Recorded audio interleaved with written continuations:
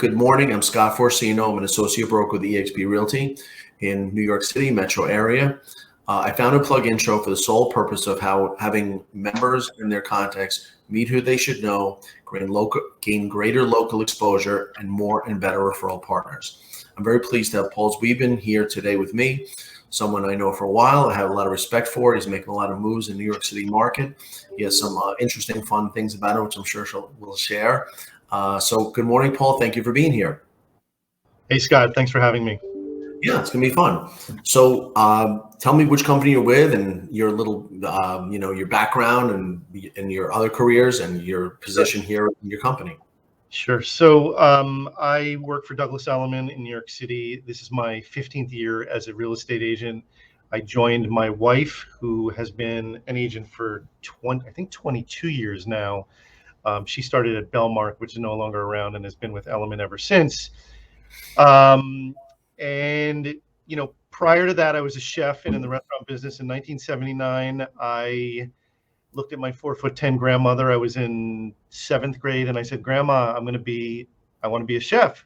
And she looked at me and she goes, "You should be a doctor or a lawyer." And at that point, I had this fighting mentality inside of me, and I said, "You know what? I'm going to be the best chef ever, and I'm going to prove her wrong." So I got an apprenticeship as a baker in Bloomfield, New Jersey for 3 years in high school. I would work from 7 a.m. to 11 a.m. and then go to school directly from the bakery, and I smelled like a donut every day. Went to school for a couple hours, then I worked in a restaurant called the Sandalwood Restaurant in the Ramada Inn Hotel on Route 46 in Clifton, about 5 nights a week. So worked really hard. Then I went to the CIA Culinary Institute of America, then Florida International University. And when I got out of there, it was like, it's time to, become a chef. So I worked in New Jersey for a couple of years, then worked at the River Cafe with David Burke, became one of his sous chefs in the late 80s. In the early 90s, started at a restaurant called Chelsea Central, which then became Red Cat, which is now becoming Mermaid Inn on 10th Avenue and 23rd Street in Manhattan in Chelsea. And then I decided, the only way to make real money is to become a partner in a restaurant group. And I muscled my way into a small group called Main Street Restaurant Partners, and we opened Main Street and Cayocho and Rain East and Rain West, Django, Union Pacific, Barbau, BLT Prime, BLT Steak in DC. Then I turned 42 and hit the wall. And I came home from DC, on my normal Sunday night after flying home, talking to my wife for a couple hours, falling asleep, and then I woke up on a Monday morning and I said, I can't serve food anymore. I just can't do this. It's going to put me in a grave at an early age. And Carolyn, my wife, basically said, you've been buying and selling real estate since you were in your early 20s. You listen to every one of my deals. Why don't you be my partner? And that was it. So I went in and talked to my restaurant partners and said, guys, I'm leaving. And they were like, you're a lifer. And I was like, I know I'm a lifer, but I'm leaving. So that was 15 years ago. That takes a lot of courage. And that's look how many markets you've been through. Yeah. Yes. Interesting. And you never look back. You just got involved with the buyers and sellers and in big city. Yep. And look, the food background is definitely a very easy way to sort of roll into real estate. It was like this morning about the breakfast burrito. I did a video on that when I got out of the train, and it was like, hey, happy summer. My routine is still the same in the morning, but it's a little bit different because the kids are out of school. This is how you make a breakfast burrito. I didn't even talk about real estate. No, but people want to know about you. Right. That's another. I knew a guy years ago who was absolutely clueless. He came from a very different background, and he put on a suit every day. He said probably the same suit, and passed out 200 business cards. And he was top 100 under 40. And he was friendly, bought some people coffee, but it really is in a way, being people being comfortable around you, and you have the perfect segue because it all starts with great food. Exactly. Yeah, that's fun. So what's going on? Are you limited to Manhattan, or do you go all over the 5 boroughs? So I would say 96, 97% of our business is in Manhattan. We do a couple deals a year in Brooklyn, but we don't go to Staten Island or to Queens or to the Bronx. And if we do get any type of, lead connections with that, we send them or we refer them to, people that have more expertise in those areas. We do a tremendous amount of business on the Upper West Side because our office is here and we live on the Upper West Side. So we do a lot of business up here. And we've been doing it hard for, 22 years and 15 years. So I guess the key to your business is referrals and relations. Referrals are extremely important, obviously. Repeat business is huge. I think there's about 4 or 5 families or individuals that we've sold or transacted with, 6, 7, 8 times over the years, which is a lot. And they've referred us to other people. And then, digital marketing, print marketing, social media, everything. And staying on top of the market and knowing what I'm talking about and knowing what the team is talking about, so we can be their advisors in making the right move for whether it's a purchase, investment, or a sale. That's interesting. That's powerful. So you're touching all bases, many different ways. Yep. That's interesting. What are not necessarily your price points, but it's what's going on in the Upper West Side, as far as prices, and what are you seeing? Are they leveling out? Have the rates meant any difference? Well, obviously the rates have definitely been, in a boxing ring where you get, a jab to your chin. But if I did a video yesterday. We were shooting something at 771 West End Avenue. And whenever I do a video with a videographer, we usually shoot like a 30-second video with something else I want to talk about. And what I was talking about was in 1985, I bought a Honda CRV X hatchback. My interest rate was 15%. Okay. Which is insane. But I didn't care. I wanted that car and I could afford the payments. So if you look back or look forward now, look, at the beginning of the year, interest rates were 3-4%. And yes, now they're hovering around 6%. 6% is still historically low. You don't marry the interest rate. You marry the house, you date the rate. Right.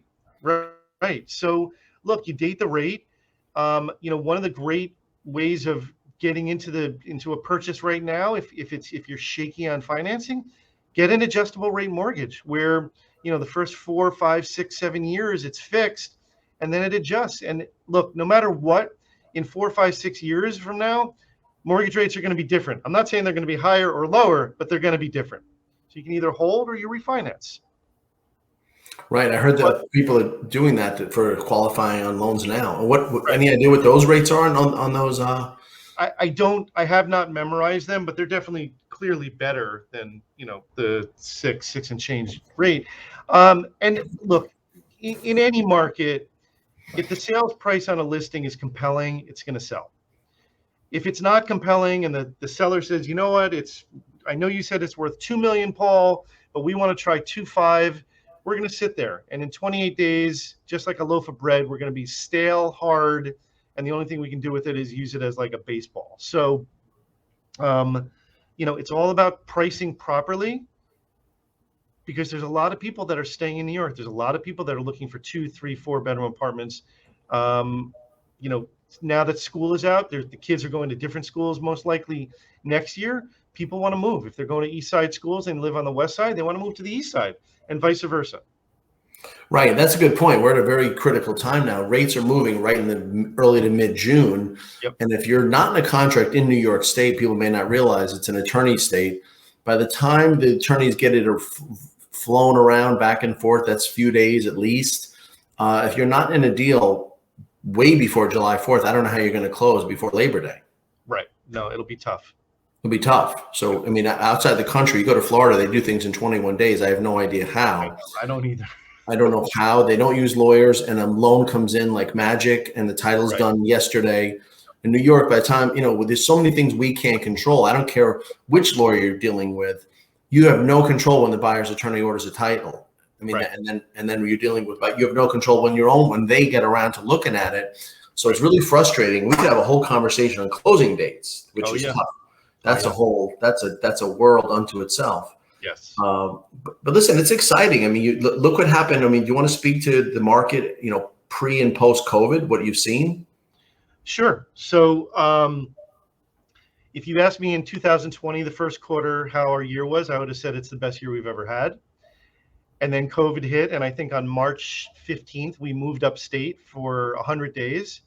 And we couldn't show apartments because if we did, we'd lose our license. Mm-hmm. And I think in August, well, in July 22nd, we were back in the office in New York City, but it was scary. And I think August, we closed about $11 million in deals, which was a lot for COVID. But it was a mediocre year. I mean, it was mediocre. And we hoped that, that July 22nd spot summer would become the unofficial spring market. And that didn't happen. But then the election happened, and I swear it was like it turned on a dime, and we were unbelievably busy. Last year, we did our team, which is only 2 assistants and then 6 agents. We did 140 transactions, which includes, rentals, but we did a lot. I think we did 140 million in sales pending and closed for the year. And then 2022 came. And a lot, I have to say, look, you can listen to Jonathan Miller, you can look at all the data that you want, but an agent, at least me as an agent, my gut tells me how the market is. And, right at the beginning of the year, it started off really well, but I started to feel certain, deals were blowing up. Things were just not happening as fluid. So this year is certainly not like it was last year, but it's still a solid year. There's plenty of people buying and, there's plenty of people selling. You hit a great point. Jonathan Miller, I know him personally. He's an esteemed appraiser. We know that he's kind of the benchmark in his firm of the values. However, what he does not know is how many showings, how many offers. Right. He doesn't know the nature of the offers. Are they lowballing? He doesn't know the day-to-day. He just looks at the tables and the numbers, and that's really not nearly enough. That's not nuanced information, which you have. That's why someone like you should be hired, because you have a great command like that. Yes, thank you. I mean, that's lost on the public. Someone pulls out their paper, if they still read a paper, or look on their phone and see, statistics. But, there's lies, there's damn lies, and then there's statistics. So that's where you rely on. Right. Interesting. So what are you seeing as far as showings and type natures of offers? What are you seeing? It's crazy. It's like there's things that we put on with compelling sale prices, and it'll be very quiet. Now, if you look at the stock market, look, there are things that we cannot control. But if you're heavily invested in the stock market, like I am for my retirement, there's a point where you're just like, God, I'm not looking at my portfolio for the next couple of days. Yes, the market opened up higher today, but there's all these things going on: inflation, gas prices, the war, and the stock market, and interest rates. All of those things affect people's mentality. It's like, when your portfolio is robust, you want to buy things. And when it's not, you sort of pull back. So there's been a little bit of a pullback. But I mean, this past weekend, which is, the unofficial start of summer, on Sunday, I had 6 appointments, which is not bad. Other quarters during the year will have between 9 and 20 appointments on a Sunday. But 6 appointments on a June Sunday was pretty good. We're not getting lowball offers. We are getting offers that are compelling if the selling price is compelling, and we're doing deals. Yeah, New York, clearly, this Manhattan, because I'm from Westchester County, I call the city Manhattan. Right. You go to the city, right, and the other boroughs are what they are, right, whether it's Bronx or Brooklyn. But I call Manhattan the tiny island nation of Manhattan, right, because as far as value, and it's a complete outlier. So that's what's interesting about it. Would you say, of course, Manhattan is so tied to the stock market? Would you say like nowhere else? I would say that it's certainly tied to the financial markets, but it's also, look, when I was in the restaurant business, it was very easy. We could make excuses nonstop. It's snowing, it's raining. I had 2 cooks not show up. I didn't get the right delivery, and that's why we're slow.